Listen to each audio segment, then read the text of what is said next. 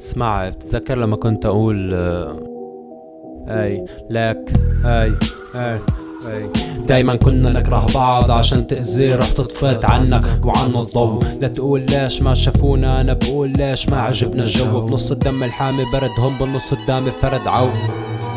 هاي عباب الحكومة مطلقة ما بعطونا كل خرا، كل ما تحكي لربيين بكرهونا. ولاك انت ما بتحبني ولا انا بحبك، ليش ليحبونا ومين قالك بيقبضوا عليك؟ هو معك حق، ما انت عايف وين ما تروح بسوريا بيقبضوا عليك وتفوت ع دولة مو مسموح. تذكر الدجال كل واحد فينا موجود، لا تستغرب بكرة الجنة ما رح حد يفوتها.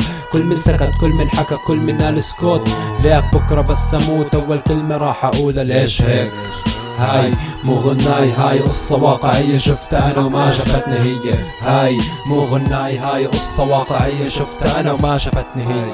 هاي مو غناي، هاي قصة واقعية شفتها انا وما شفتني هي.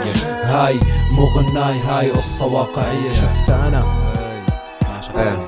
فيني شخص مو معروف الشخص لسه، لما الناس كلها ضده اخر كلمة ممكن تقولها الواحد انه يهدى. قله ضوج حسب كيف بتعامل الشخص اللي جواتي بيربى بين جواتي وحوش. بس انسى ليك انا اشنع واحد اذا راح تحكم علي من زي. كان لقيرنا شو ملبسنا لما كانت السفينة تسرب مية، وباللط والشمس خطر لما كنت توقف تحت المزراب. بس كان في العمى شفت شلون الشاب عنا بيكبر عن صغر. لا انا كبرت، الشارع بيت التاني عشان هيك يا ما كان رصيفي تخت.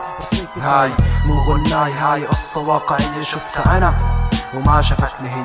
هاي مو غناي، هاي قصة واقعية شفتها انا وما شفتني هي.